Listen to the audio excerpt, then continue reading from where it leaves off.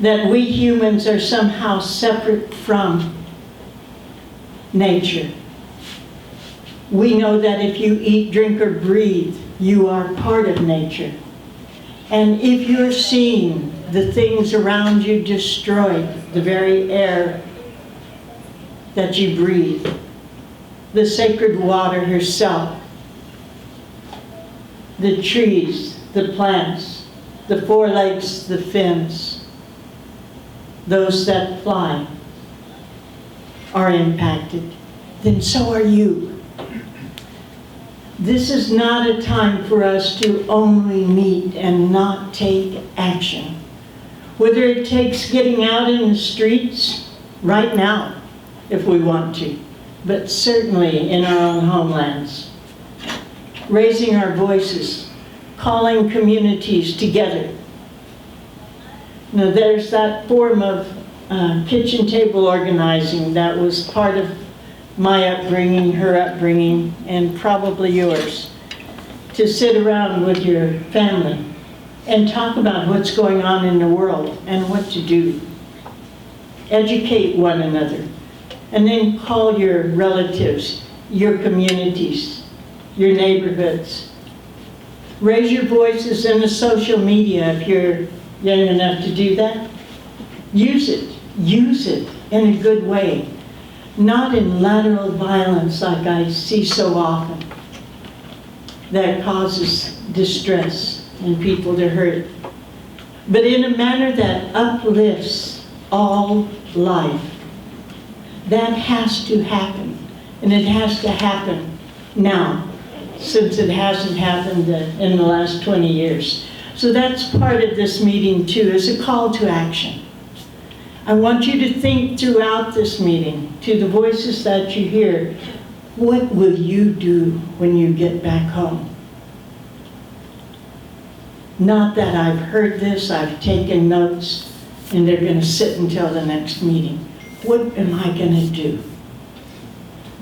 Am I going to look up GARN and see what's going on in the different hubs for the Global Alliance Rights of Nature and how those can work in my neighborhood? Am I going to join the Indigenous Council Circle and work from there? What is it that you're going to do? Because it's important. We've witnessed a lot, and we'll continue to witness more. But unless we all take action, then we are part of the problem too. So I'm going to call you for that. Thank you, Casey. Businesses. Okay, we have the white paper. We're working on a white paper about the balance and complementarity of indigenous rights and rights of nature. And that is a working group, and we are planning to present that paper during COP, our COP events. We'll have one day at COP 30 in Brazil, which is very important. It's the first time a COP is done in the Amazon. So for us, it's very important to bring our message about the rights of nature and about the rights of indigenous people and how they balance each other and they complement each other. And the other thing, the other day as well was Peace Day, International Peace Day, and I was giving an interview, and I said, for us, for indigenous people, I think the fight for our land, the fight for our rights, the fight for the rights of nature are the foundation for peace. And us protecting our lands, protecting our territories is our way to make our world fairer, safer for everyone, not just for us.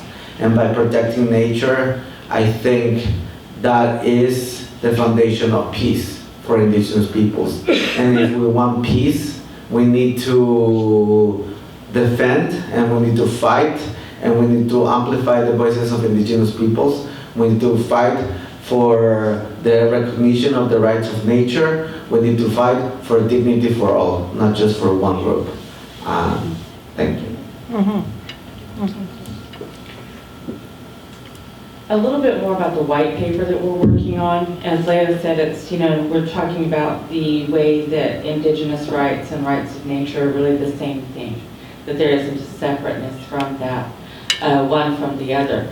But if you would like to be a part of the writing of that white paper, the review of that white paper, the presentation of that white paper, if you're going to be in Brazil with us, please let me know, and we have a sign-up thing for that. We've tried to have a few working group meetings over the past few months, and you get, like, we all leave here very inspired, right? Everybody's like, okay, I'm going to get back, and I'm going to do this, and I'm going to do that. And then we get kind of caught up in the things that are life, and life sometimes gets lifing really, really hard. And you just get really caught up in those things. So if you really want to work on this, we would be absolutely thrilled to have you join in on that. And I will have cards up here, anybody who wants to do this. And also the GARN.org website, we'll have information out there as well on that. The Indigenous Council events, November 10th. I don't know who's planning on being in Belém and how all of you are all feeling about that. I'm excited, and I have trepidations as well, right? Because it's a really big thing that I've been hearing about for the last several years since I started working with GARN and working with my mom, following my mom's work over all these years, is everybody looking towards COP30 in Brazil, and the fact that it's going to be held in an indigenous, space in a country that is not the Abu Dhabi and the places that we've been in all of this time, where the numbers are so skewed towards the, I don't want to say the other side, but the other side. They have more. There's more of them than there are of us, and this time there's going to be more of us than there are of them. So it's kind of one of those things of looking forward to being in that space. But November 10th, we actually have a day, an Indigenous Council Day, that's going to be going on there. I would just recommend anyone who will be in Belém and wants to be part of the events that are there that follow along on the GARN's website. There will be spaces on there for you to sign up, to register for events, just to show up, or to show up online if that's what you can do. And my mom just kind of briefly alluded to the Indigenous Council Circle just a moment ago. And that's something I'd like her to expound on a little bit. We're developing the Indigenous Council kind of as we are going along here. What is it going to be? How is it going to function? What can we do? Not just within the spaces that we work in, but kind of getting out and supporting everybody else in all of the spaces that they're in as well. We come from a frontline grassroots activist space, and that's kind of how we operate and we look at things, and we need a lot of perspectives that are going on, not necessarily just in the space that we come from, but perspectives from all the spaces that are pieces of the wheel that is working in this environmental justice, environmental movement, the rights of nature movement itself. So if you're interested in being part of that Indigenous Council Circle, I'm going to hand it over to Casey and have her talk about that a bit. Well, that's because it's a work in progress. I believe that the Indigenous Council Circle will define what it is exactly as we go. We have all of you who want to have information about what the Indigenous Council is doing through the Global Alliance of the Rights of Nature, and you're on one list, and that's everybody and anybody. The Indigenous Council Circle is more of a working group in my mind, in my understanding, of how is it that we can define and uphold one another. For many years, many of us are part of several different organizations. And for the Ponca, we've worked a great deal with movement rights. And movement rights are the ones that brought the idea of the rights of nature into our community. And we began to have gatherings there, community gatherings, various names, including the Iron Forums, the Intertribal Rights of Nature Forums.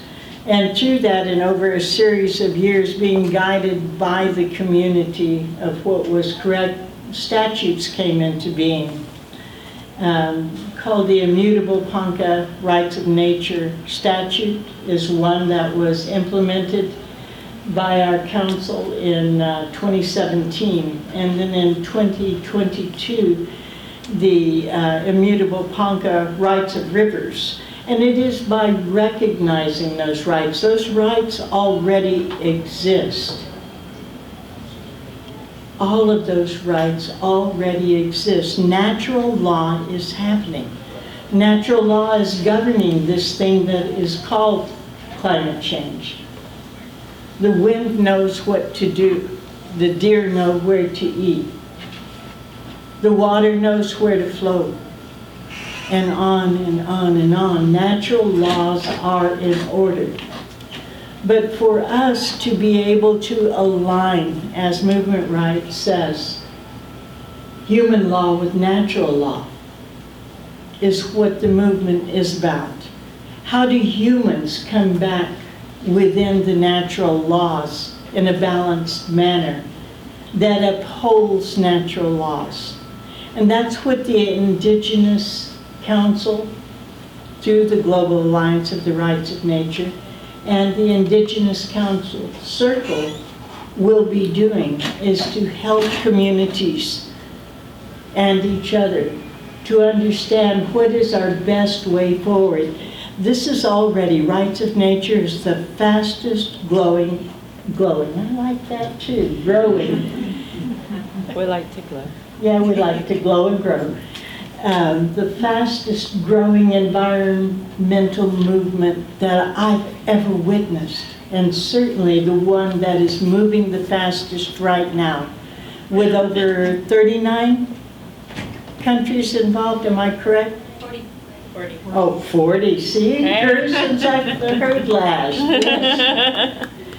That are finding ways to understand that we are nature, right, as humans?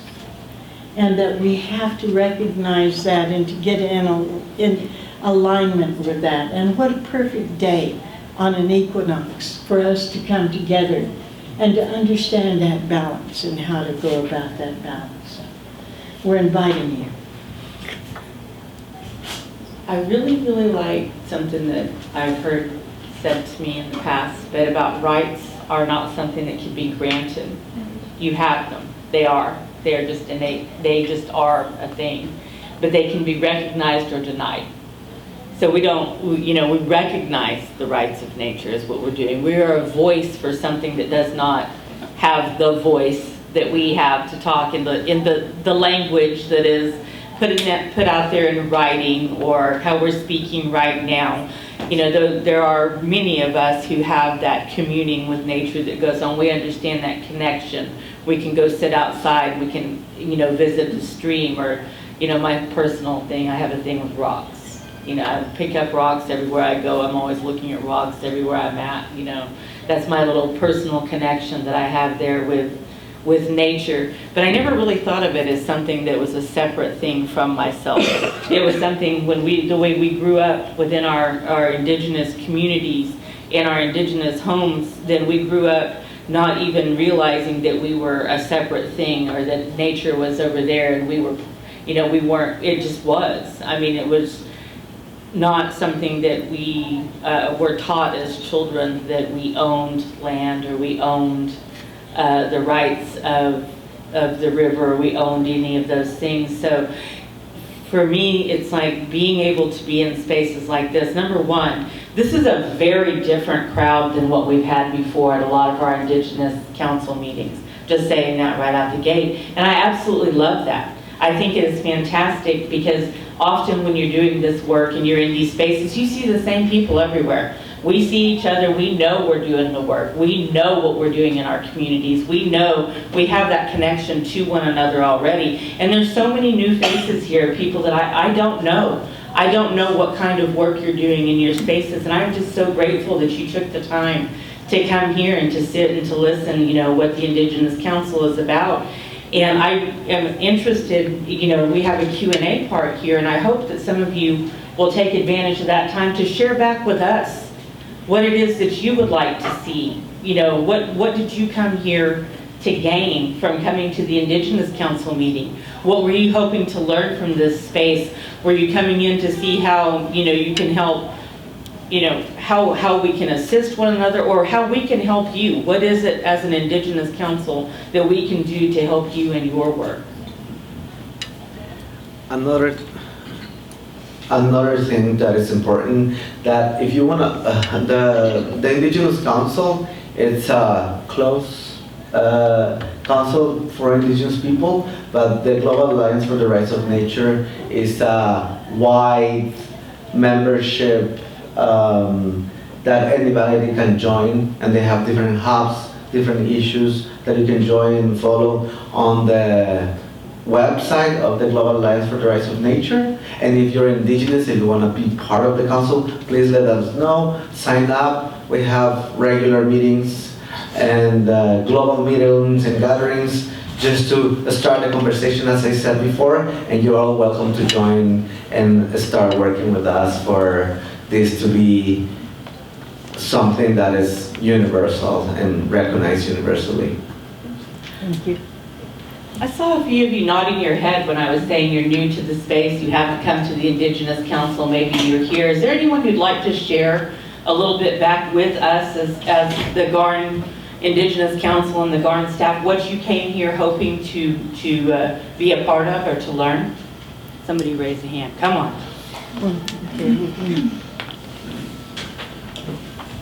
Want you guys to know she's going off script right now. I'm so awesome, sorry. So my name is Judy. I'm here for Climate Week. I'm a lawyer. I've always been fascinated, that's not the right word, really interested in, I'm aware New Zealand has recognized rivers, the legal rights of rivers. I just have no idea how that gets started. So I was really happy to see this because this is a great way for me to learn. How do you get going with it? Where do you even start? So I appreciate it. Thank you. Thank you. You want to go ahead and give her a little bit of an answer on that? I think that the panel's going to do that. Okay, we do have a panel that's coming up that's going to be about Indigenous rights and the rights of nature work that we're doing here. I can tell you that in our own home community, it started with community organizing and community meetings. Yeah. One of the things that we like to... We're going to answer that as the panel goes on too. And there's two more people, I believe, over this way. Yeah. Hi everybody. Interestingly enough, I'm also a lawyer. My name is Sulafa, and the reason I'm here is because I think there's a gap between community organizing, grassroots efforts, and the law, and I am interested in merging the gap. I work with Indigenous communities in Ecuador that are looking to enhance data sovereignty. My name is Ariel Tse'ekwi Duranje, and I come from the Athabasca Chippewa First Nation, which is a Dene Sotlene community located in the Treaty 8 territories of northern Alberta in so-called Canada. And we are in Arctic Zone A, so we exist where the Arctic begins. And I'm also the co-founder and executive director of Indigenous Climate Action, which is a Canadian Indigenous-led climate justice organization. And I currently, I'm also recently won the Climate Breakthrough Award, where I will be launching an international Indigenous climate justice organization, which will be launched at COP, and it's going to be called the Woven Project, which aims to weave global Indigenous knowledges together and sort of move away from this idea of weaving Western and Indigenous knowledges and weaving Indigenous knowledges to build strong global Indigenous strategies for Indigenous climate justice. And so really excited to be a part of this conversation. Casey and Leo are good longtime friends of mine, and the work that they're doing with the Indigenous Council with GARN is really, really important. So thank you. Masicho. Thank you. Thank you, Ariel.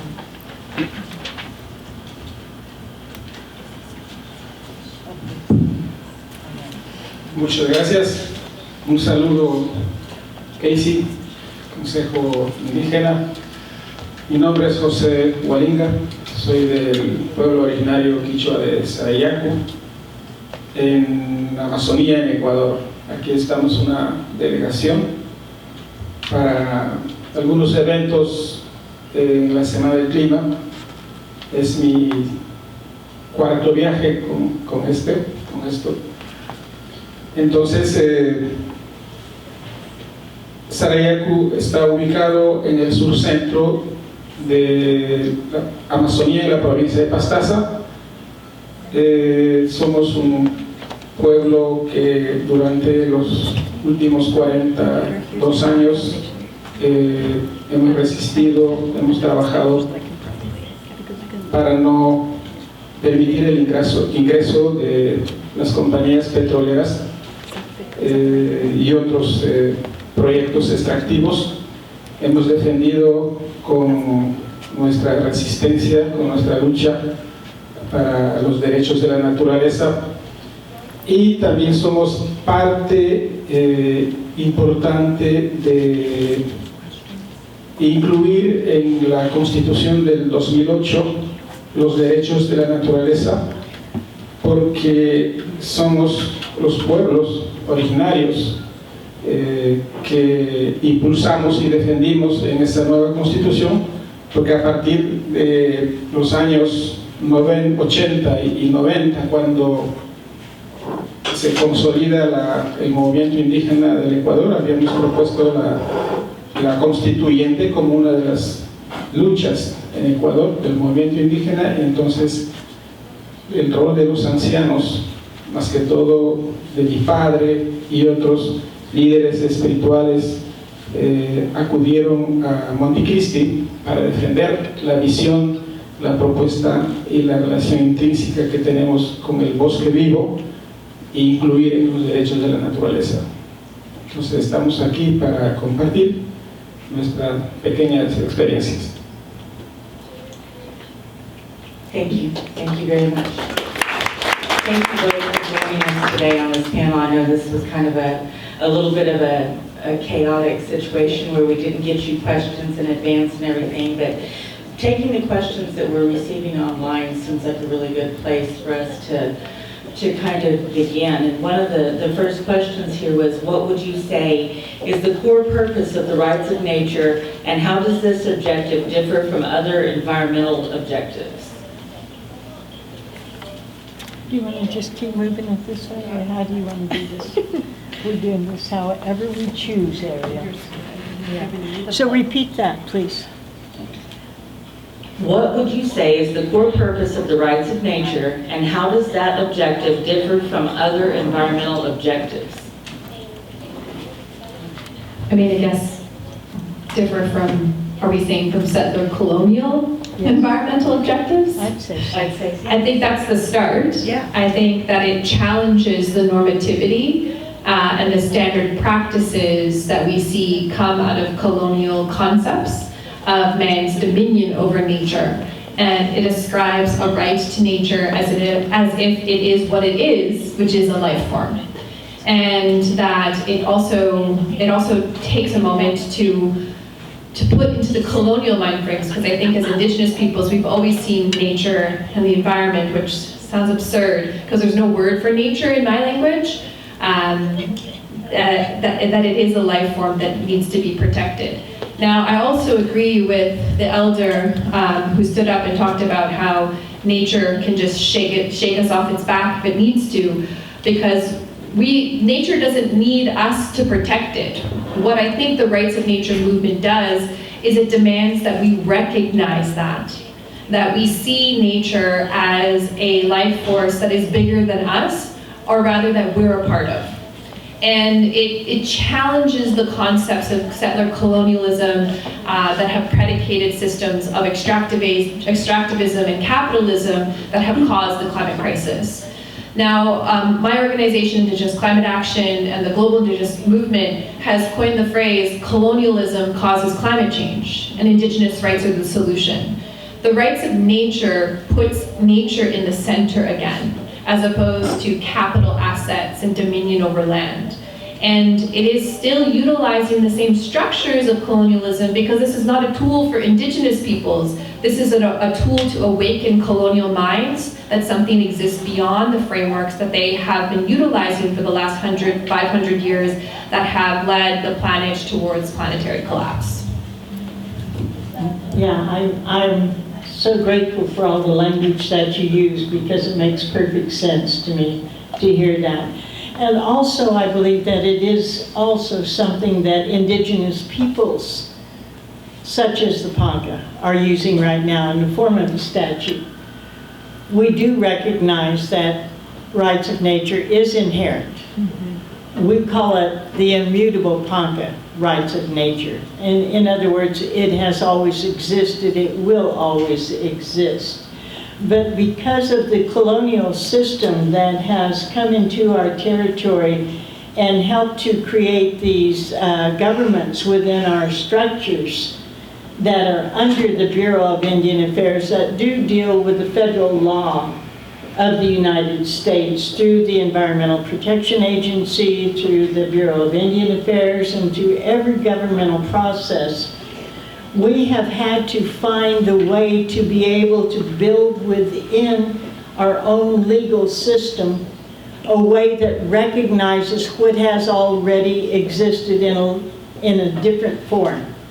We're using those papers that are made from the sacred trees, but we're using the sacred words and spirit and visibility of all of our relations, in whatever form it is, to be able to say, this is their way of living, which is part of us, which is part of our living, which has been time immemorial, that we have breathed the same air that the trees provide, that we have the water that flows near us, that is an entity that we love and recognize, that is part of the body that we inhabit and part of the corn that we grow and the breath that we breathe and the newborn coming into the world. All of those things are inherent and exist.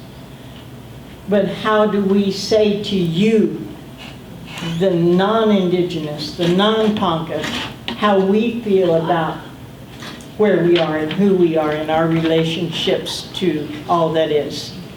We're putting it into a form called the immutable Ponca rights of nature, the immutable Ponca rights of rivers, recognizing that all of those things already exist within the natural laws and the natural way of being.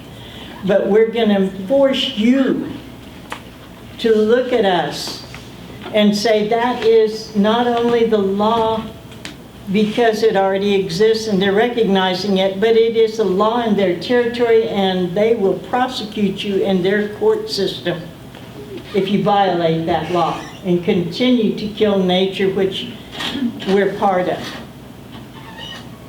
So for me, that's the difference. And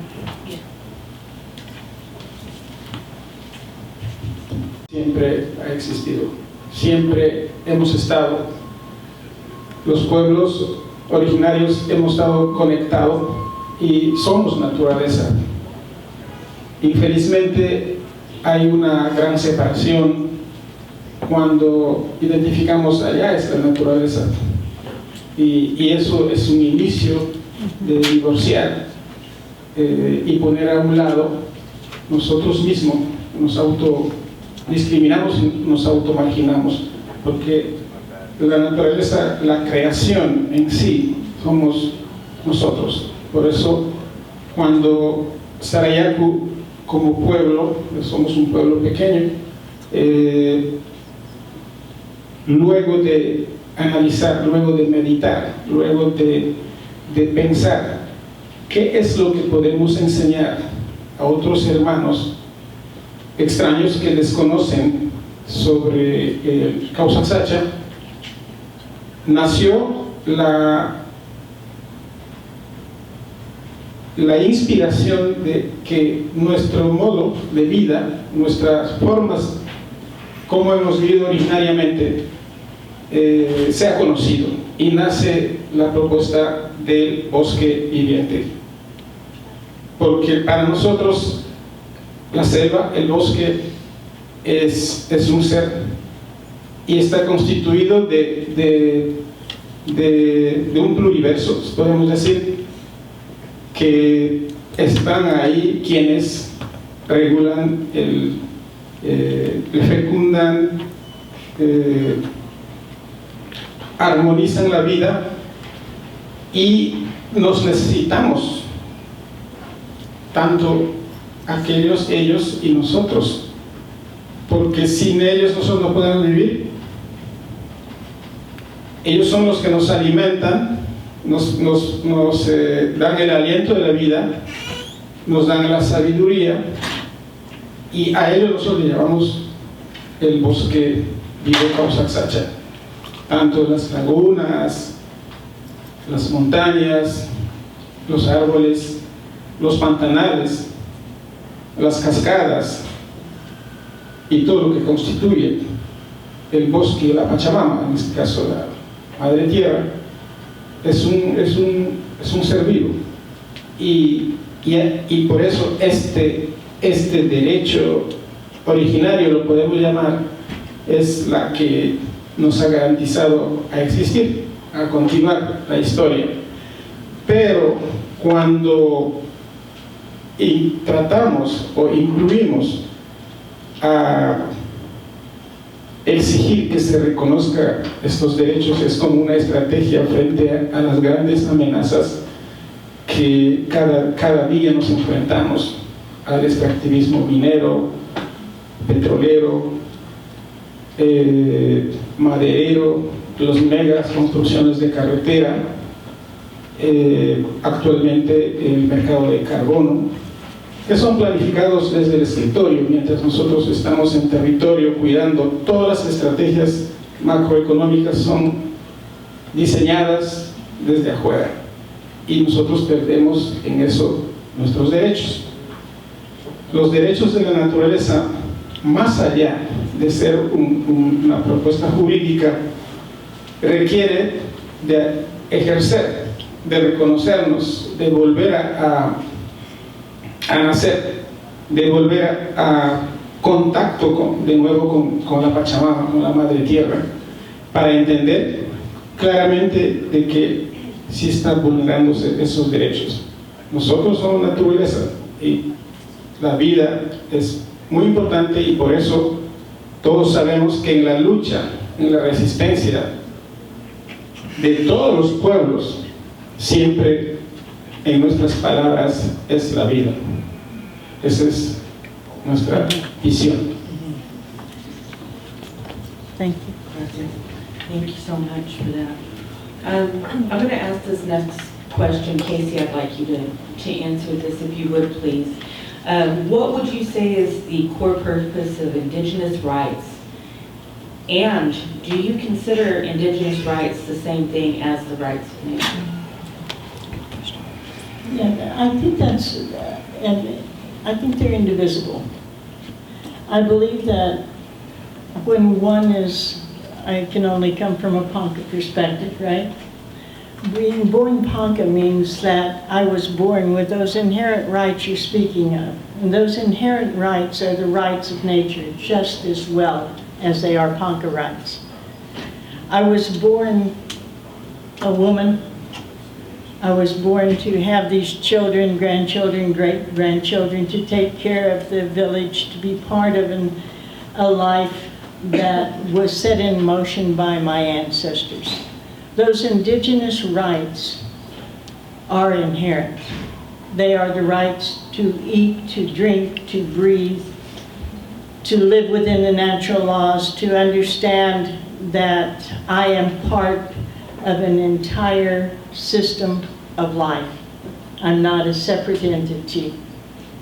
That's rights of nature for me in the same way. I cannot see them as a separate entity. And I want to also take this opportunity to address one of the questions that was asked earlier as well, about how do you pick your representatives and who's going to be the representative and how do they represent their area. And we don't. You pick yourself, you choose yourself to be a part of anything, anytime. If you believe that you can represent what rights of nature means and you want to be part of the indigenous circle, then you come with the ceremonial portion of your life intact that tells you and informs you from the earth, from the water, from the air, from the animals, from the trees, from all living things, of what nature means in your portion of the earth. Because it's different. I was looking at us here. We, according to the Ponca ways, this quadrant from one pole on the north all the way down to the tip of Chile and down beyond to the Arctic Circle is a red quadrant. That's the way I was taught. And with that becomes a responsibility and a duty and an honor to listen to all that is and to hear and understand how to interpret that as manner of life for my children. It has changed drastically from my great-grandparents, to my grandparents, to my mother, to myself, to my children, to my grandchildren and great-grandchildren. Because the earth changes, the wind changes, circumstance changes. The place that we come from changes because of this thing called climate change, which we call the purification of Mother Earth. Because again, echoing what was said over here, the earth is purifying herself. She doesn't care if these human beings continue, because we have broken the natural law so violently that we're not necessary. It's up to us to align. It's up to us to see what the sand says, what the swamp says, what the moon guides in the rhythms, why the tornadoes are more violent as they purify. What is the fire, the wildfire, the internal fire that's coming through the volcanoes? What do all of those things interpret in terms of man aligning human law naturally? Thank you. Ariel?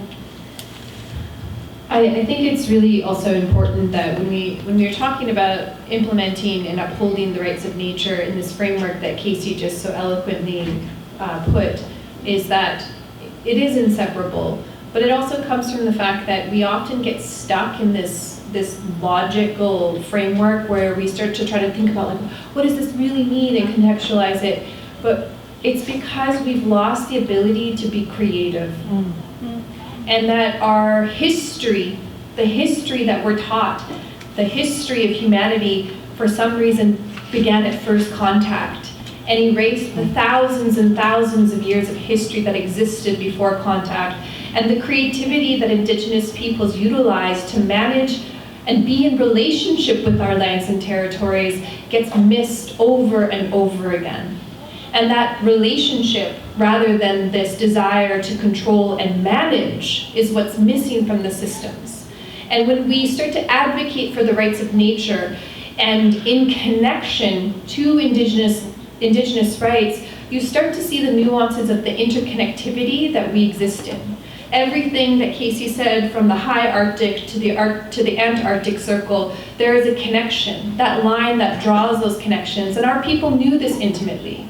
My people, Dene Sotlene people, we're from the high Arctic. There are stories, and I know this is controversial, that the land bridge, we came across the land bridge. I know not all Indigenous people believe in that, but our community does. And we traveled all the way down to the tip of South America.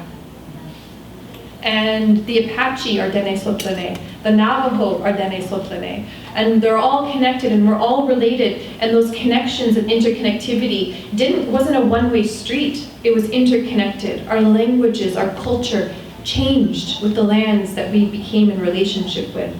It is about the kinship that comes from the rights of nature movement that is so important, and that's where Indigenous peoples play a critical role. Our history and understanding of those intimate relationships of the lands and territories for the thousands and thousands and thousands of years before colonial systems is what drives rights of nature to have strength, to not continue to be held within the concepts of dominion over and management of, and puts us back into a place of relationship. For Indigenous peoples, our advocacy for listening to nature has been turned into a commodified resource that is heavily sought after by states and private corporations. It is our duty to ensure that in the Rights of Nature movement, that we don't continue the separability of Indigenous peoples and animals and all of our kin in these systems and structures. That we remember those sacred lines of connection that connect us all the way from the high Arctic to the Antarctica, as Casey stated. That all of those kin that we met along the way, those river systems, those mountains, those forests, those medicines, those plants, the four-legged, the two-legged, all the winged ones, the ones that swim, the insects, those were all of our relations that changed us. There's a word for watermelon in my language. And people were like, where did that even come from? Because of our travels. Octavia Butler wrote in The Parable of this Hour, everything that you touch changes. Everything that you touch changes you. We have to remember that those relationships change things.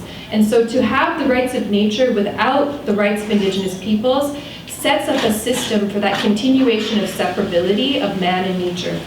We are the catalyst to bring things forward, but that means upholding our rights and not allowing those systems to be perverted and turned into commodities for states to maintain control. Thank you so much for those words. I feel it means to you. Can you talk about a little bit about that to us, about how that, although we have a global vision for this, how it is very different in very different spaces around the world?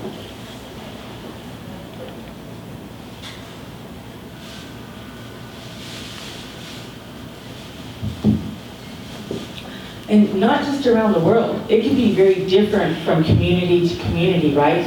There's something that's very important within my community that may not be, the rights of nature catalyst in the next community. So it's not just a global thing, but it can be from peoples to people or from community to community. Gracias. Partiría contando muchas anécdotas cuando estudiantes de maestría, de doctorado, llegan al territorio y hacen sus tesis e investigan sobre los derechos de la naturaleza. Y un foco es el pueblo de Sarayac. Y una de tantas entrevistas que desarrollamos, a nosotros nos han preguntado, y eso siempre también nos hace reflexionar y pensamos, ¿no? Y dicen, claro, a los pueblos originarios en territorio se imaginan y piensan que somos los que tenemos los derechos de la naturaleza porque estamos viviendo en un territorio lleno de hábitat, de árboles, de animales, un bosque amazónico pristino, bosque primario con todos sus misterios, con todos sus seres protectores. Y luego nos preguntan, pero nosotros que vivimos aquí en los grandes edificios, casas de cemento, con carreteras, con vehículos, ¿tenemos derecho o no tenemos derecho? ¿Y cómo ustedes interpretan eso? Porque la persona, el masterado, el PhD que hace esa investigación en su cabeza, está pensando que porque vivimos bajo los árboles gigantes, nosotros somos los que tenemos derecho, o la naturaleza. Y acá en Nueva York, porque tienen edificios gigantes, no tienen derecho. O sea, hay esa ruptura, pero al final, cuando nosotros tenemos que responder esas preguntas un poco complejas, es que al final todos somos un ser viviente, sea que estemos bajo los árboles gigantes de la ceiba, hogar y morada de los seres protectores, o que estemos bajo un edificio aquí de un building gigante que ayer nos estábamos tomando unas fotos. Todos somos un ser, y ese ser es naturaleza. Por lo tanto, no se debe separar los derechos de la naturaleza como solo los pueblos originarios tengamos ese derecho, ¿no? Pienso que todos quienes habitamos en la Pachamama, en la Madre Tierra, tenemos ese derecho porque somos naturaleza. Sin embargo, hay fuerzas de grandes corporaciones, de grandes entidades que tienen mucha fuerza político, económico,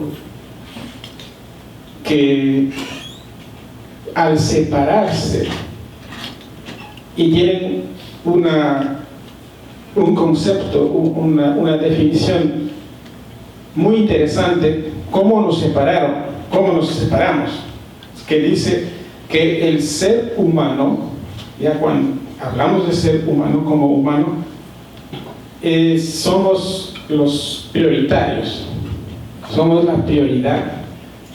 Pero esta definición del norte global, ¿qué quiere decir? Nos quiere decir de que cuando el ser humano es una prioridad, es prioritario, entonces ya se separa de la naturaleza y por lo tanto esta naturaleza que nosotros somos, la Pachamama, el bosque y todo lo que constituye, solo se ve como un objeto de extracción, como objeto de explotación. Aquí el problema. Y cuando esto sucede, hay una reacción. Y aquí es lo que, cuando los pueblos que aún estamos en contacto con la tierra, reaccionamos y buscamos una serie de estrategias para poder defender lo último que nos queda. Entonces, los derechos de la naturaleza, muchos pensadores posiblemente ya lo escribieron en sus libros. Y eso es lo que actualmente nos está, lo está llevando a debatir, a discutir y a analizar. Pero si no trabajamos entre todos en unidad para salvar lo poco que nos queda, todo este desequilibrio y todo el fenómeno de la crisis que nos enfrentamos, por supuesto que si no trabajamos en eso no vamos a poder lograrlo. Entonces, ¿por qué tenía que lanzar Cabo Saxacha? No era necesario.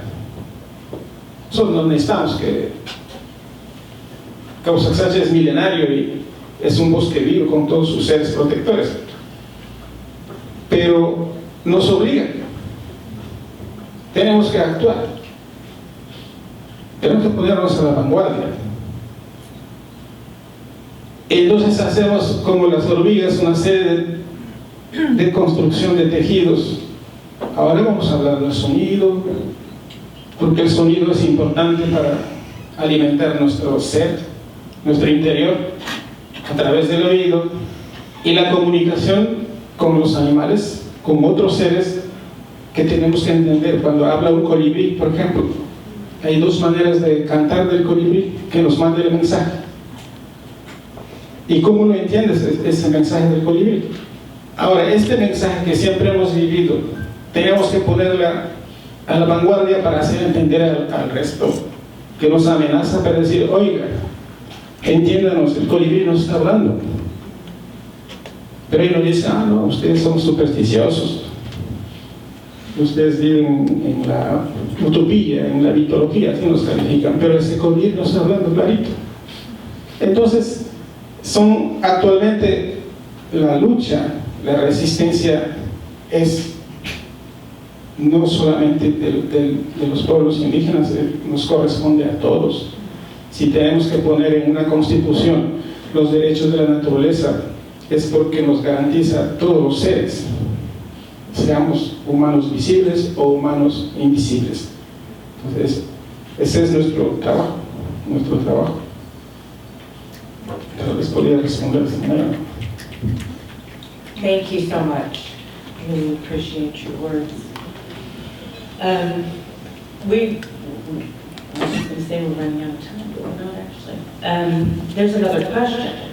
It says there are some examples in the world of now of how the frameworks involving the rights of nature can work alongside Western policy, such as for non-human relatives like whales and bays.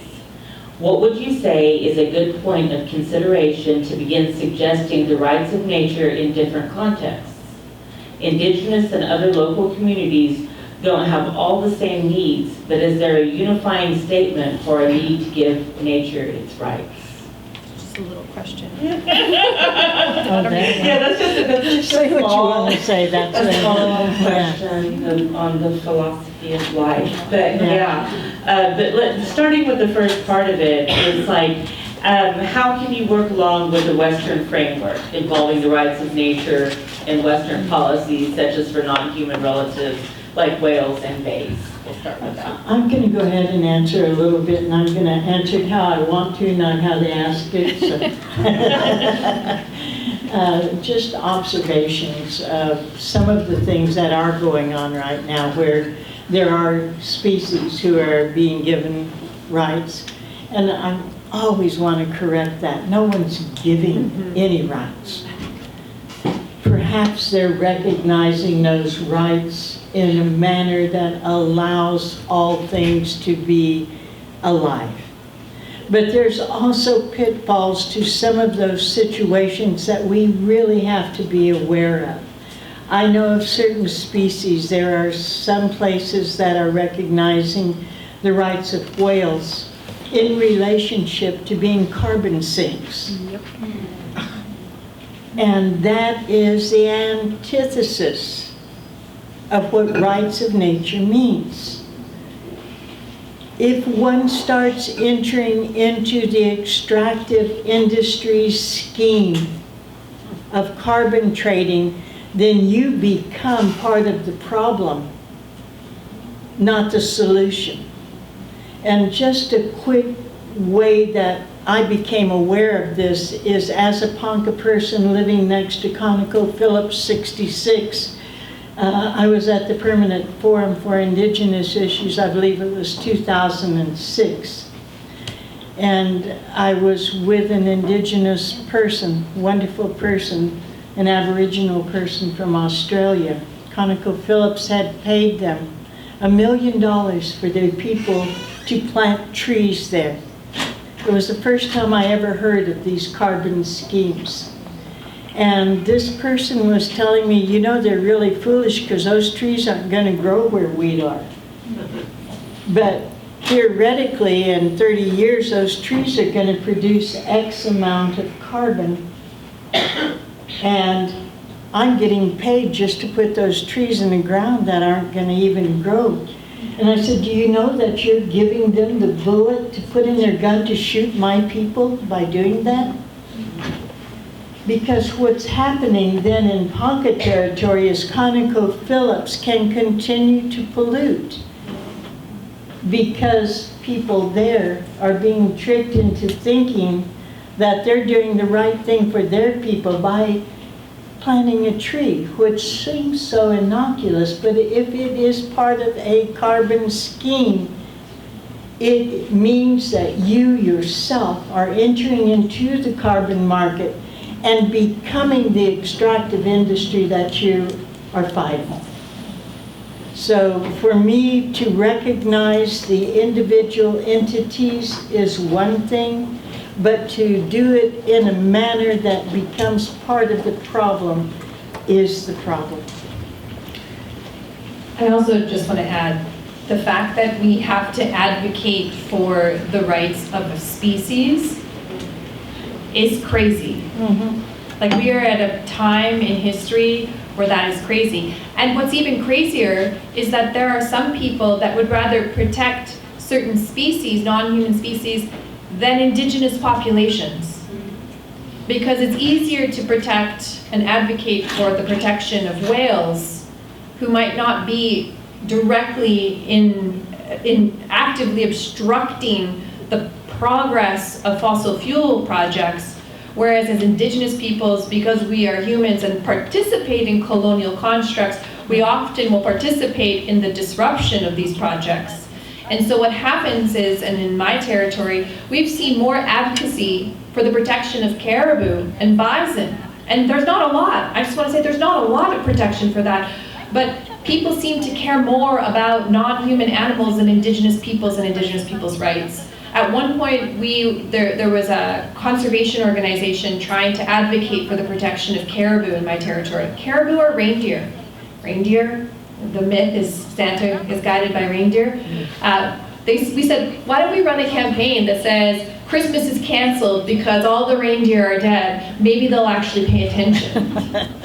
But it was tongue-in-cheek to the fact that we are in a society that has not only disregarded other life forms as valuable, but we have also disregarded certain human populations as non-valuable. And so when we talk about the integration of the rights of nature and Indigenous rights as coexisting and cannot exist without the other, the responsibilities that we have as Indigenous peoples to be in relationship with our kin, whether that's whales or caribou or bison or the fish or whatever the hummingbirds, this creates that interconnections that become inseparable.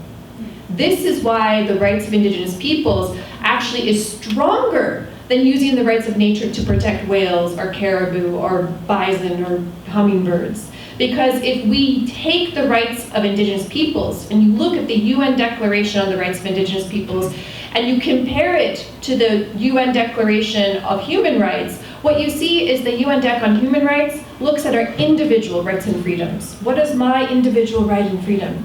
Whereas the UN Declaration on the Rights of Indigenous Peoples looks at our collective rights, and not just the collective rights of us as individual humans, as a part of a collective, but our collective rights in relationship to the places that we come from. You read the articles of UNDRIP, and you can see that it is talking about our relationships with the land.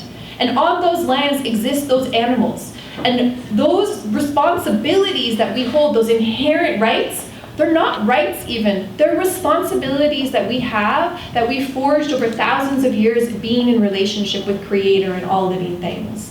We hold the tenets and the ties to pull us back and ground us in those responsibilities. We have forgotten as a species, majority, have forgotten as a species what it means to be in relationship and to uphold those responsibilities. Indigenous peoples hold that despite hundreds of years of attempted assimilation into colonial ideologies, hundreds of years of attempted genocide, we still exist. We still remember those responsibilities because we have not forgotten one thing. We have not forgotten what it means to listen. Mm-hmm. We have a duty and a responsibility to listen. I always tell this story because it changed my perception at a very young age. I was with my dad and we were out trapping and tracking, and it was winter, and I was behind my dad, and I talk a lot.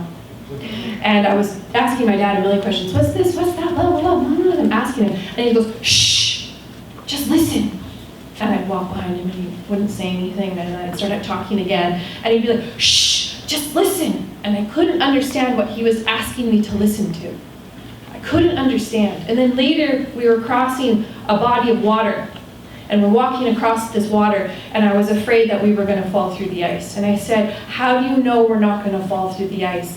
My dad said, you can tell by the way the snow sounds under your feet. Mm-hmm. And when we have those little intimate moments of understanding the relationships by hearing the language that the earth speaks to us, by the language that the hummingbird shares those messages that they say we're living in some animism where we are worshiping false idols, those are not false idols. Those are telling stories of things that we have forgotten how to listen to, that we exclude from the metrics of empirical science. This is why Indigenous peoples are so critical to building true solutions for the rights of nature. There was a question in the thing, who determines what the rights of nature are? It has to be those that still maintain that relationship, that can hear the messages from the hummingbird, that can hear the messages from the snow, that can understand the water that Casey brings with her, that can understand all of the things that so much of society has forgotten, to hold on to that connection so that we don't continue that separability that man has some sort of hierarchy over everything in nature, but it is simply a tool. The rights of nature is a tool to help awaken colonial settler society, and it can be a powerful tool, but it has to be done in a way that does not pervert or take it into a commodification that benefits corporations and states from maintaining their positions of power. It must fundamentally change systems, not continue to empower the systems that have got us to where we are today. Yeah. Thank you. You know, I was sitting in a ceremonial spot, pouring water in our UP. I was by myself in there, and that's considered the womb of Mother Earth, our what people call sweat lodges. But it's much, much, much more than that. And Mother Earth was expressing herself in that manner that she does, and that is inexplicable to human words and languages, but you go by the feelings and the images and the knowledge that comes within you, and you believe it. You know, when she was talking about, Ariel was talking about how people anymore don't really understand that things aren't exactly what they look like, or I don't know how you said that, but imagination. The stream never just sits still. Mm-hmm. It moves. There is a constant flow of consciousness, spirituality, and physicality that have to be matched all the time. And sitting inside there, Mother Earth began to express to me about just how irritated she was. And she reminded me of human beings being very much like 2-year-olds that won't quit jumping up and down, or have started to destroy the things around them without thinking about it. Mm-hmm. And she was saying, I've had enough. That's it. I can shake that shoulder and shake you off. I can flood. I can tornado. I can melt. I can fire up. I can freeze. I can flood. All those things. Or else. And so nature-based solutions strike me as that type of thought. Is, if you guys aren't looking over there, then I will go ahead and do what I want to do. And this is the mass murderers, the serial killers, called the extractive industry. They will say, if you will buy and sell the air, if you will watch those trees grow, if you will name that species as protected and still use it as a carbon sink, if you will say that it's okay to kill you just a little bit instead of all at once in a genocide, then we're going to get along. That's nature-based solutions. That is the carbon market. That is all of those solutions that are imaginary solutions, just like this thing called money is. The real value are the sources of life, not the things they call resources. Take that already out. Sources of life. Water, air, food, future. Us. We're the sources of life. We are not to be bought and sold. Not us as nature, not their concept of resources as nature. So, no. Thank you. Did either of you have anything you want to add to that? I'll just add, just to try to answer your question on COP policies. This COP is going to be heavy on talking about what the implementation of the Paris Agreement really is. And so we're at 10 years. 10 years since the Paris Agreement was signed, and I know it's a moving target for who's actually a part of it, especially here in the US. But this is the 10th anniversary, and they're really looking at ways to quantify the progress in decreasing global greenhouse gas emissions. And so this COP is going to be all about looking at what are the creative solutions to actually reduce emissions, because if you look at the greenhouse gas emissions diagram, they're not decreasing, it's increasing. 30 plus years of UN negotiations on climate change, and we have not managed to decrease global emissions.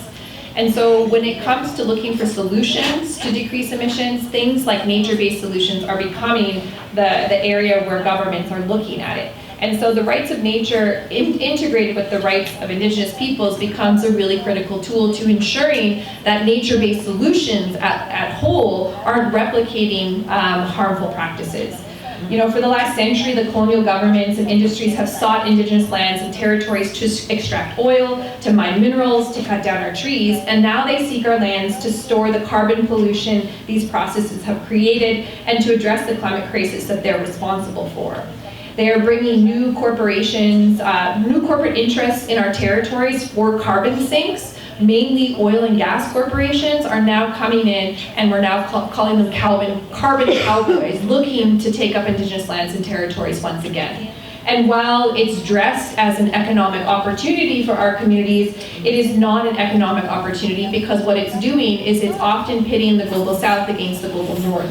A lot of the carbon markets or the carbon schemes where we're protecting areas is in the global south that has been economically deprived for the last, few centuries, and the global north is responsible for buying those carbon markets, but they're sacrificing other projects. My community is downstream from the largest industrial project on planet Earth, the Alberta tar sands. So if we are safeguarding parts of the Amazon rainforest, which we should, by the way, I'm not saying we shouldn't, what I'm saying is that if this is not a solution to the climate crisis, that we should be safeguarding that, we should be honoring and we should be including the global south in rising economies, but it should not be the commodification of nature that does that. Because them protecting the Amazon rainforest, those same corporations that are investing in that, they're the same ones that are investing in the destruction, contamination, and complete annihilation of my traditional territory. They are getting to decide what gets to be the sacrifice zone and what is protected. This gets us into the same conversation. How do we decide which whales to save, which forests to save? What we should be doing is saving all life.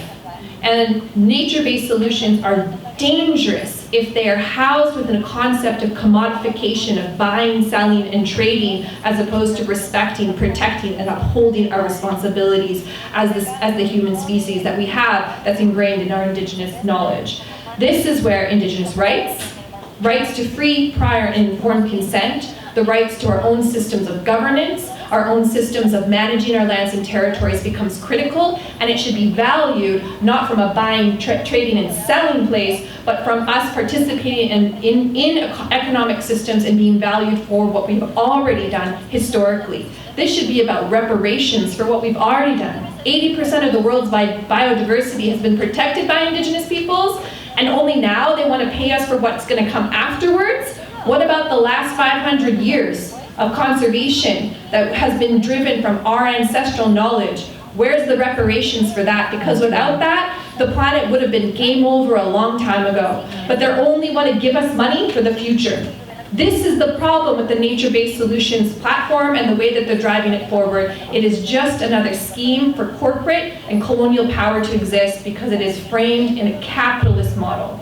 And when we talk about the policies at COP, they're talking about looking at everything from conservation methodologies, conservation offsets, carbon offsets, and the rights of nature is another tool, as long as it's paired with Indigenous rights, in circumventing and obstructing them from business as usual in the entire sector for oil, gas, and rare earth mineral extraction.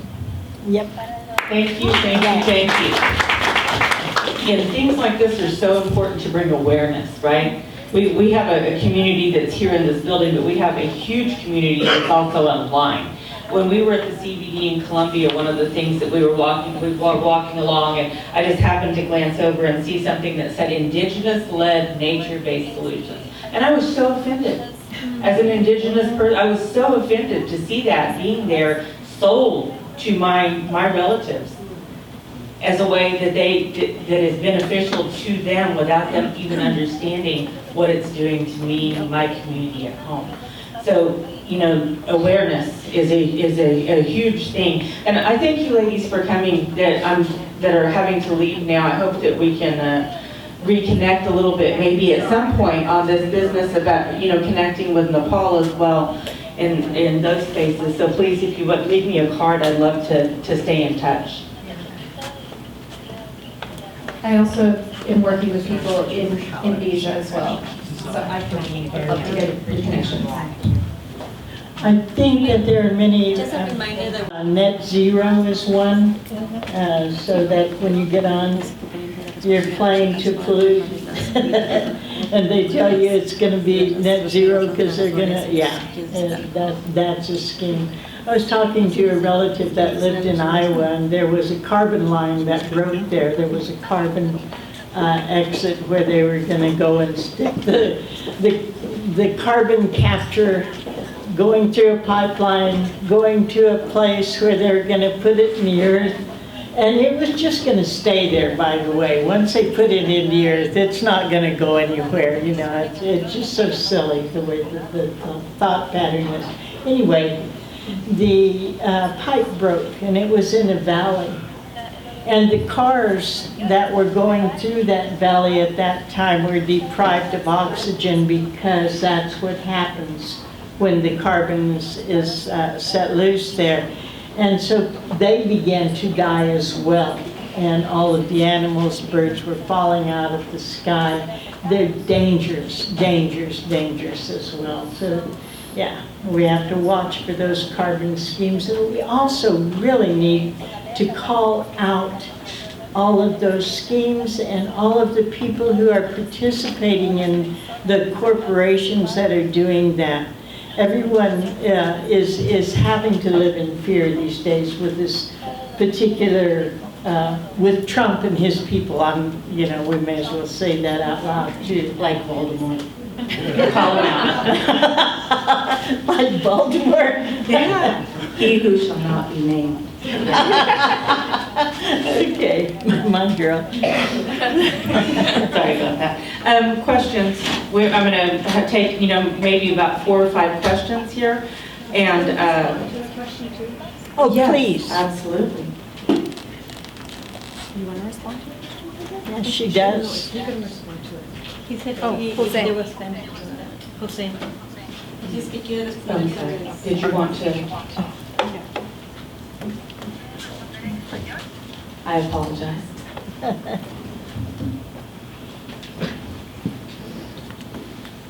Sí, la pregunta que hizo la persona de la sala, yo recuerdo que en 1992, cuando hicimos una gran marcha desde la Amazonía hacia Quito,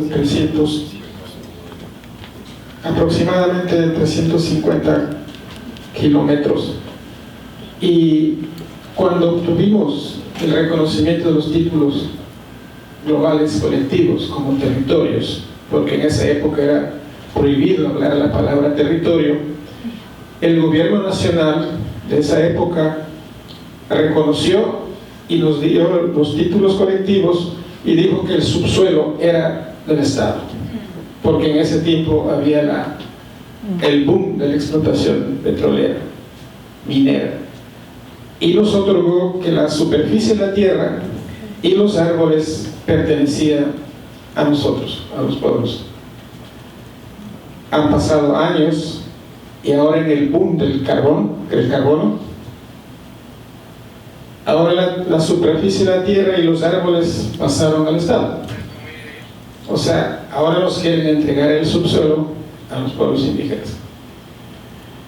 Eso nos hace reflexionar de que cada vez el mundo capital, el mundo del consumo, va avanzando, consumiendo como un gran monstruo, podemos decir, con su tentáculo. Entonces, ¿qué es lo que nosotros como pueblos proponemos y qué es lo que queremos decirle en estas conferencias de las partes que vienen desarrollándose. COP30 en Belén, Pará, y que todos nos vamos a movilizarnos.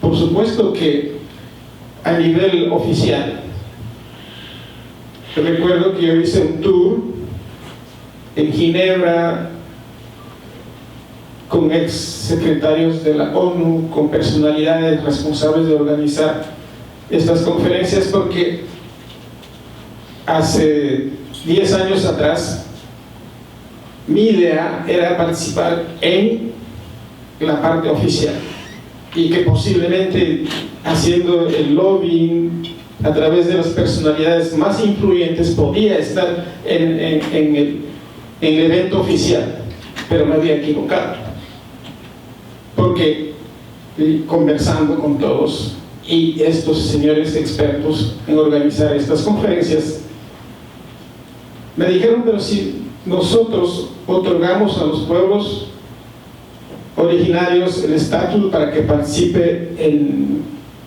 el foro oficial, entonces Asia y los otros pueblos de Asia, de África, que reivindican el Estado, reivindican crear un Estado, van a oponerse. Entonces ustedes son de la clase de ONG.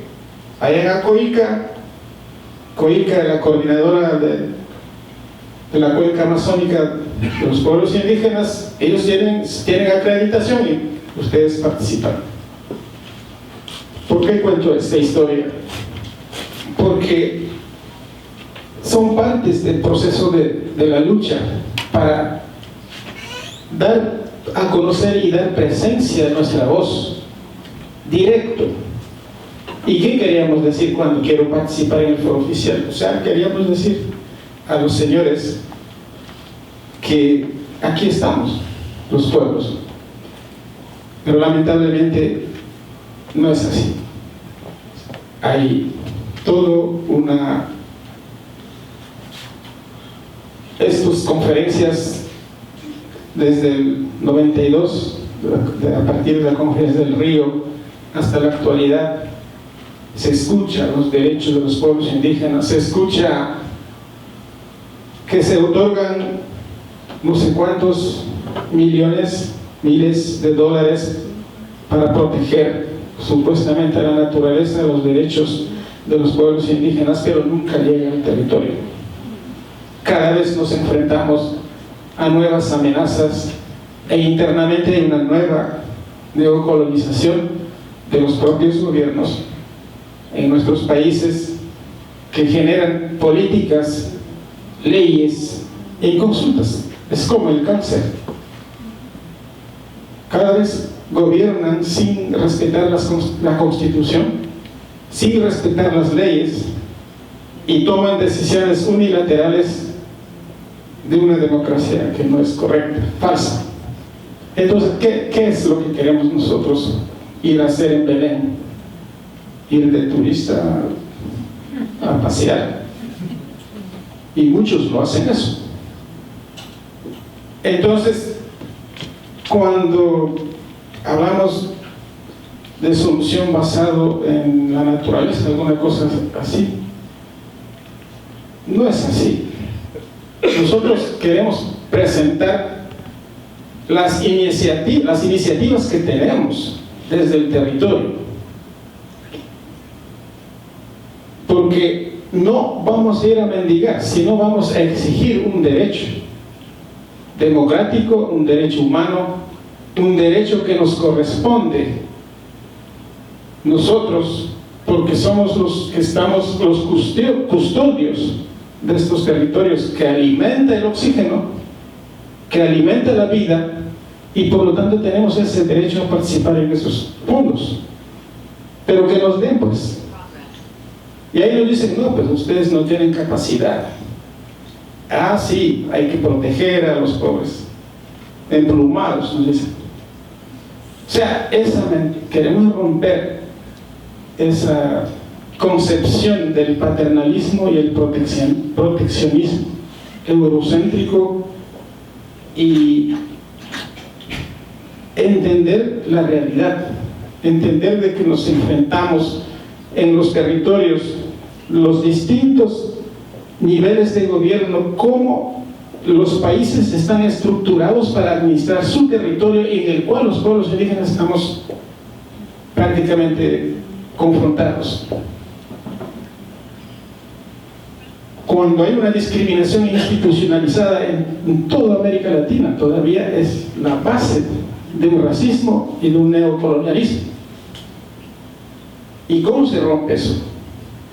Tenemos que proponer, tenemos que dar nuestras iniciativas, tenemos que mostrarle que nuestros planes de vida, los planes de gestión consciente del territorio son viables, y esas son las mejores soluciones para combatir el cambio climático. Y eso es lo que queremos ir a decir en Belén, Pará, COP30.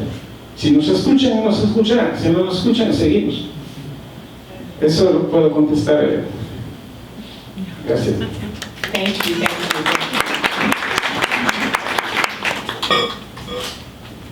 I'm going to open it up to the Q&A now. I know there was a few hands that were raised over here. Pardon me for walking in front of you all again.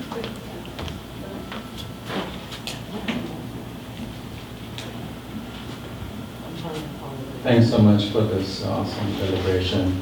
As I'm in my own process of unlearning and relearning, given the scientific reductionist, Cartesian, mechanistic, colonialist education system that we have. My question is in the context of living systems, and living systems have intelligence, nature has intelligence, and of course we hear so much about artificial intelligence.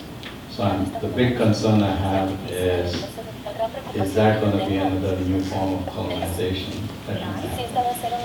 So I want to hear your perspectives, especially in the context of rights of nature and rights of indigenous. Appreciate it. Thank you. Are you talking about rights of nature as a construct, or are you talking about AI? AI, and because you always keep hearing about AI for nature. AI, Oh, I haven't seen that, but I do know, personally, I kind of lean on more like Aboriginal intelligence. I know that the amount of energy that it uses is going to create more problems than it is solutions in those terms. I know that the nuclear energy is being looked at as a solution to fund or to energize AI, and I know that's another bad thing that's going to happen.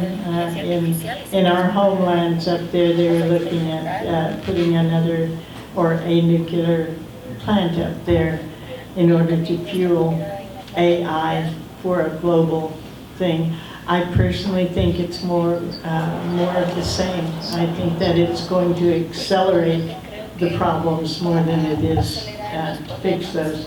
I think it is a colonial construct and it will just cause us problems. I think even further to that, current AI as it exists now, uses what's called LLMs, or large language models.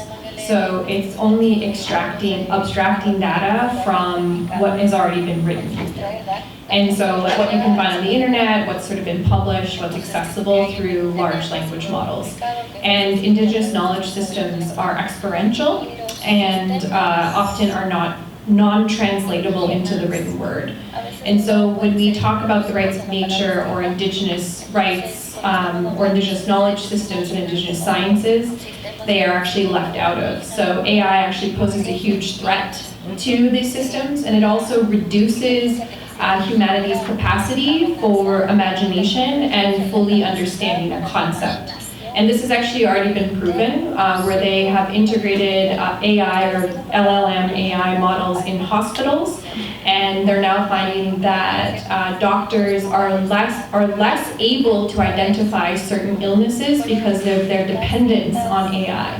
And so, because there's nuances, like as a doctor, you have to examine multiple different things simultaneously, whereas AI can only use a very limited source model. And so AI is a huge threat.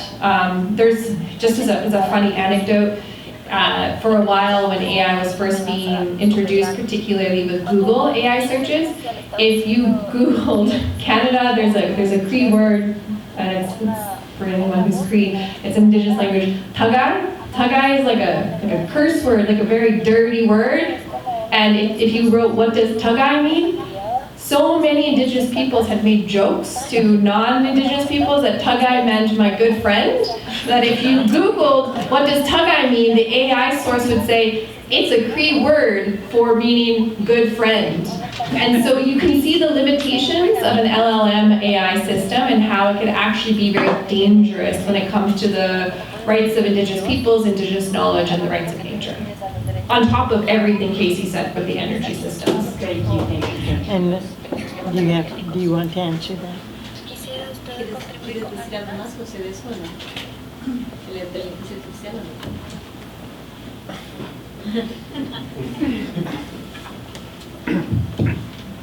No conozco mucho, estoy tratando de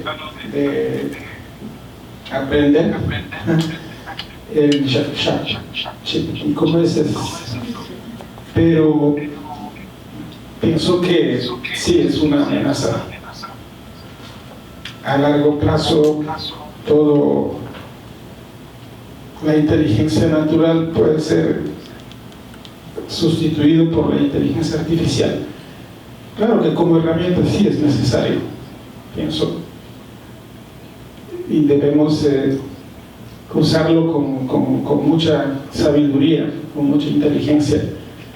Pero me he dado cuenta cuando preguntamos en Quichua a la inteligencia artificial un texto, no responde. Y tiene razón en decir que interpreta, traduce todo lo que está registrado en el sistema. Y hemos trabajado algunos textos y cuando hablamos de causa exacta se queda mudo esa inteligencia artificial. Entonces, es un reto conversando con un amigo así por casualidad que hace satélites para la NASA. Dijo, tomando cerveza, dijo, aquí, en la Semana del Clima, me dijo, yo soy hijo de las tecnologías, dijo. Y yo le dije, soy yo hijo de la Pachamama y de la resistencia. Ahora nos saludamos ahí. Entonces, tiene que haber mucha sabiduría para eso. No conozco mucho a fondo sobre inteligencia artificial, pero está de moda. Thank you. Thank you so much for this amazing presentation. I'm so glad that I'm here. I'm learning and I'm realizing how much I have to learn about all the distinctions that you are making, because a lot of this is very new to me. My big question is, how do we find out about the efforts that you support, that are happening around the world? Because there are a lot of people who want to help, and we want to help, where it's the best place to help. We need your guidance in how to select those causes that are going to make a difference.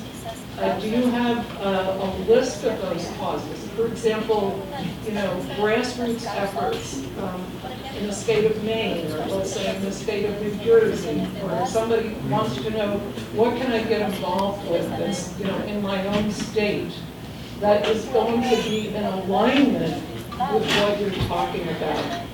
We really want to, where does the rubber hit the road? Well, we want to get going. Thank you.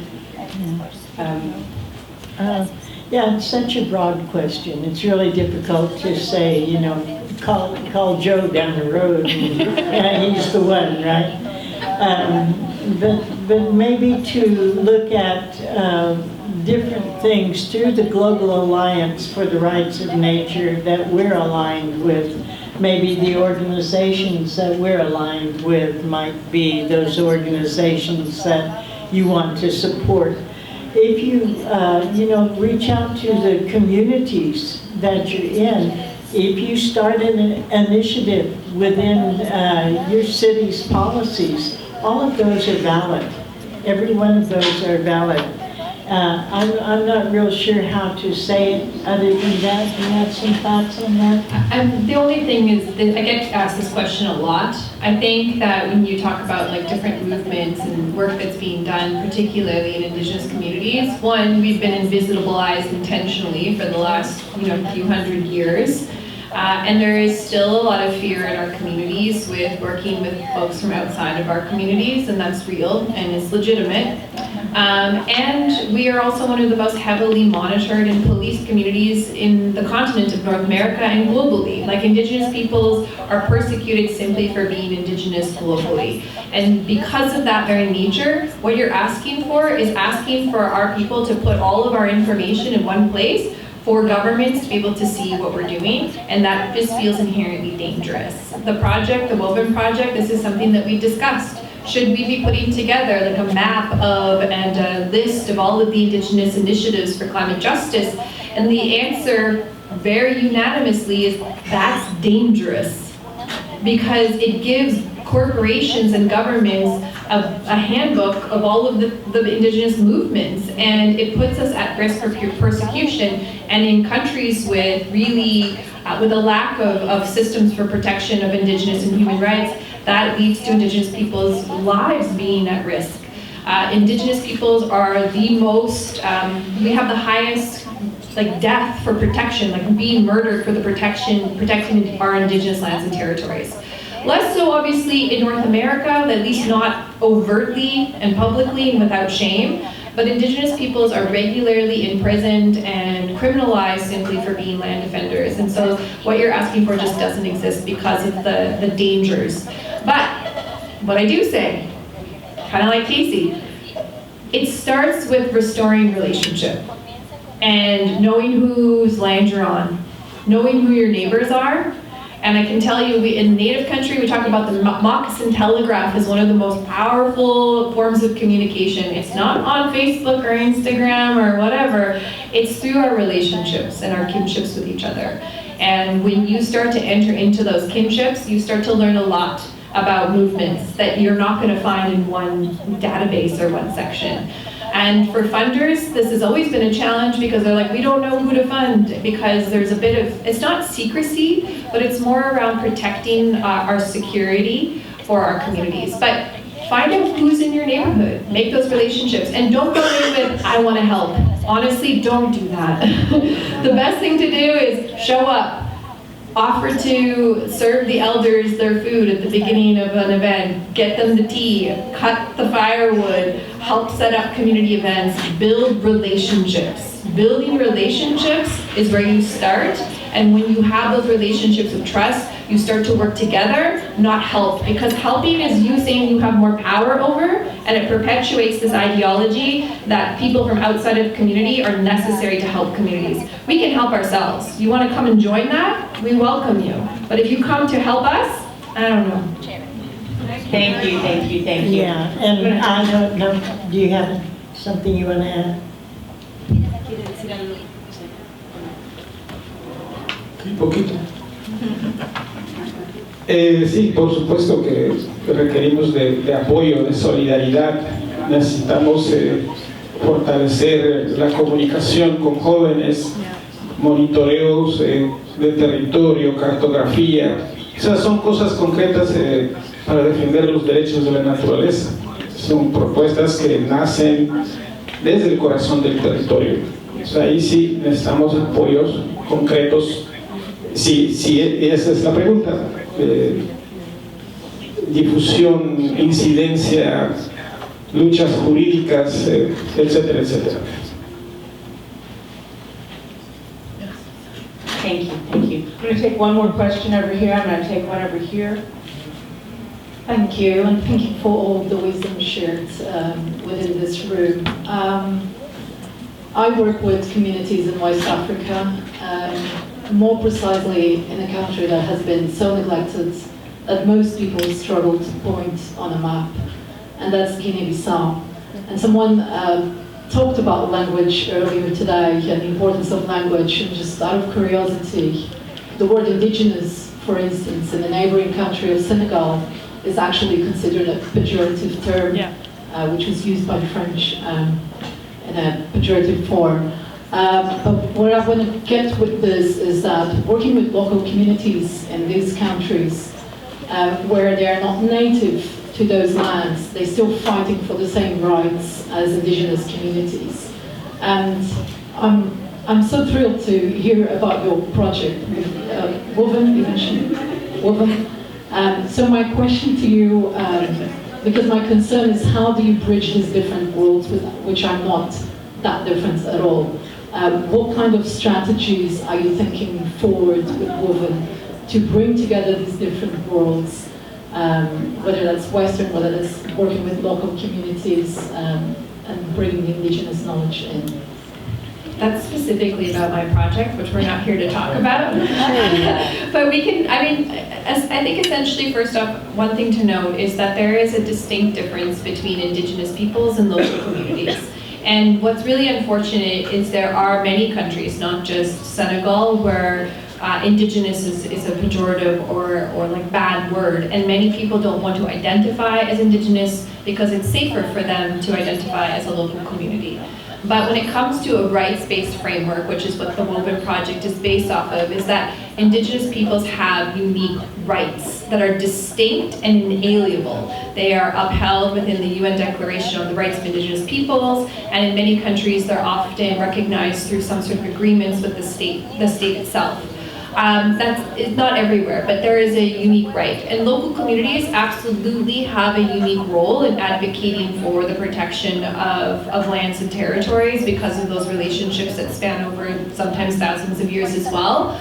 But there are different rights-based frameworks. And so first and foremost, it's how do we get countries and states and colonial systems to uphold existing rights.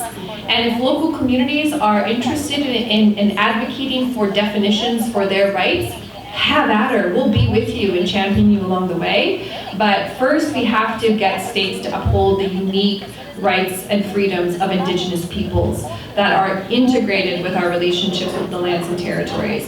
I think that there is real power in that. And then working with local communities and other peoples outside of indigenous groups is part of that like solidarity and alliance that also has to be done. I'm not saying we're working towards segregation, but first we have to sort of take things step by step. And people can be working in solidarity right now, love it. The work of Woven is to try to really strengthen existing rights frameworks for indigenous peoples though, first and foremost, and then working towards advancing and building our strategies and solidarities with either local communities or settler society. And it's absolutely imperative that we do that. And so this is, again, not about segregation, but Woven is built for and by indigenous peoples first and foremost, utilizing a rights-based framework, looking at what those unique rights that we hold, what they have as a tool to advance. And in the case of the rights of nature, indigenous rights is a powerful tool that can make the rights of nature less of a risky endeavor that continues separability or allows us to come back to the material, to the immaterial of interconnectedness that we so desperately need in order to save the crisis. And so this is the importance of indigenous rights-based frameworks in advancing climate solutions, is that they offer a tool for everybody to work towards. And so we'll get to that point. I think we absolutely, I've sat down and had great conversations with people that are local communities, and they have a lot of the same passion and drive, but for indigenous peoples movements right now, we are more likely to be murdered for defending our lands and territories whereas a local community might not, because they don't have that pejorative sort of negative connotation listed with them. And so they have an extra sort of privilege or power that Indigenous peoples often don't have. And so how do we learn to work together is still to be determined, and I think we're getting there. Sorry about that. No, thank you. The Woven Project it's not even launched yet. There's no website, there's no materials. It's just a concept in my head, not just in my head, but yeah, it'll be up. It's just weaving itself right now. I'm gonna take one more. Yeah, just a couple of minutes left. Thank you so much for having me. I'm incredibly grateful to be here. I've come from GARN country, which is so-called Adelaide in South Australia. As most of us might know, the next COP might be held in Adelaide, co-hosted with Australia and the Pacific. Now, I don't think that the Australian government deserves to host COP, but I do think it would be a wonderful opportunity to platform First Nations and Pacific wisdom and advance justice. So I'm really keen to learn about the People's COP and about organising that, and any wisdom you can and advice you can give about organising around COP and how that can help shape the narrative. I know it's increasingly being dominated by fossil fuel industries and greenwashing. Heather should answer. I think Heather would be a great person to answer that question. Although she's not even part of this panel up here, she may have some really good advice for us. But she's we're all kind of looking towards her on this level as well. How do we organize a people's COP? Oh, the people. Okay. Organizing. How do you organize around? If you look at Brazil, it's a good example, but oftentimes there's so many organizations of civil society and local communities and Indigenous people who come together and organize. So it's really up to you to figure out who those organizations and people and nations are that need to be a part of that process. Because we really look to you, if you're the host, to kind of ground what the major themes are, to lead marches, to lead direct actions, to lead local policy, etc. Like, that's also really important, because when we come to another country, we want to uplift local stories, local struggles, and figure out ways to interweave that with the international work that we do. Call this meeting to an end. I would like to acknowledge that today is the Global Day of Listening. And as such, I think we've done a really grand job of listening to one another and sharing with each other. And I'm going to ask our chairwoman if she would go ahead and close this meeting in a good way.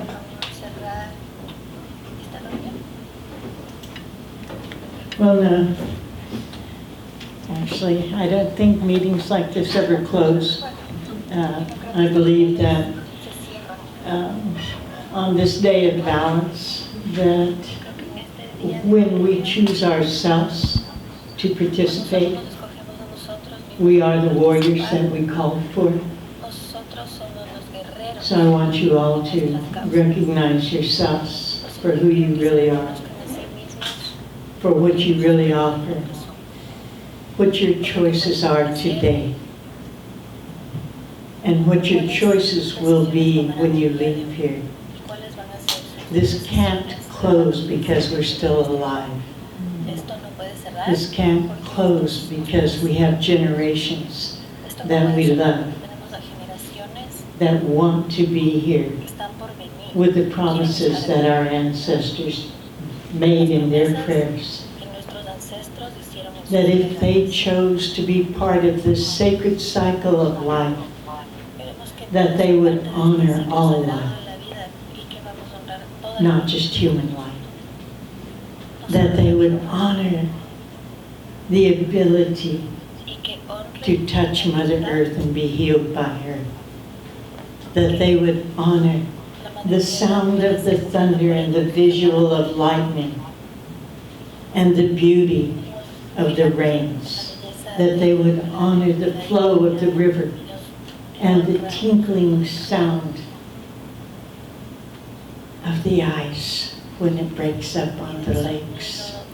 That they would honor the sight of a fish that flashed as it jumped into the air with its beauty silver rainbow, that they would honor these tiny little frogs that my great-grandson was holding on the tip of his finger in wonderment and joy 2 days ago, that they would honor the flight of that hummingbird and the sound as it made, that little tiny thunder in the ear and the iridescent beauty, that they would honor the aroma of the flower, of the earth when the gentle rain touched her, that they would honor the growth of the corn day by day, the difference, that they would honor a bite of food and the movement of a buffalo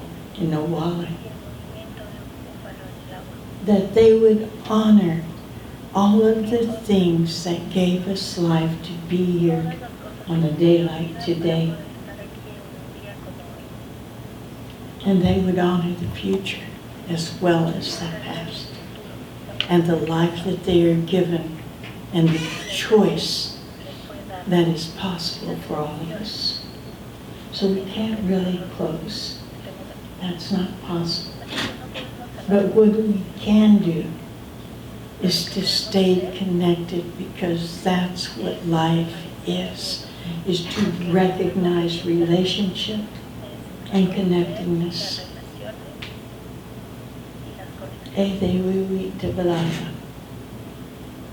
All my relations. Because everything is a relative to something else, to us, to make us be who we are. So the closing becomes an action. What is your action today? You're thinking about it. You're feeling it. You know it has to happen. How will you participate? What will you listen to? That inner voice? Well, that inner voice is those relations. That inner voice is your cells dividing from the food that you ate, the air that you breathe, the water that you drink. And the information is flowing into you from that. That's what you get to offer. What do you do with it? Where do you take it? That is your call today, is to do something. As a matter of fact, it's kind of like do everything. Whatever it takes. Whatever it takes, do that. Don't stand still. You got life in you right now. Make it happen. I was trying to think what song it is. There's water that connects us all, so I'm going to go with that.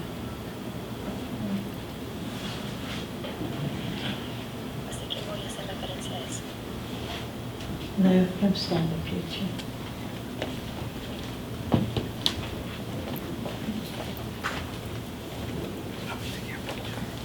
Nika Nitaruzi. With the Hamambli. It says Nika Nitaruzi. It's hard to say those. What do words mean, right? The essence is that life is all contained in water. It also means that water contains all life because it's interchangeable there. And thank you for the blessing.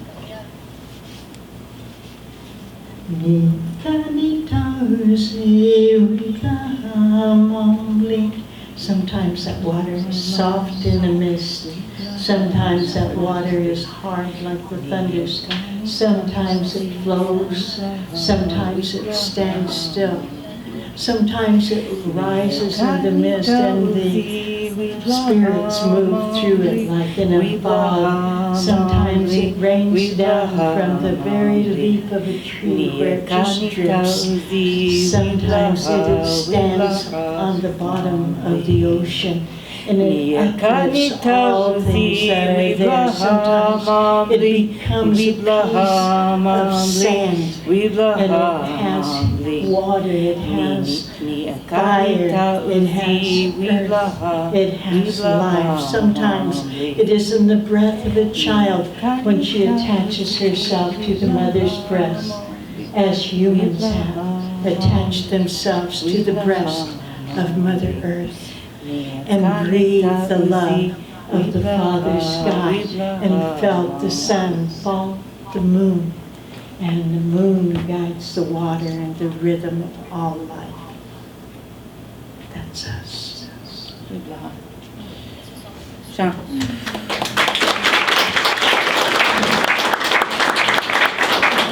Thank you everyone for coming. Please do not forget to leave your headsets, the ones you borrowed.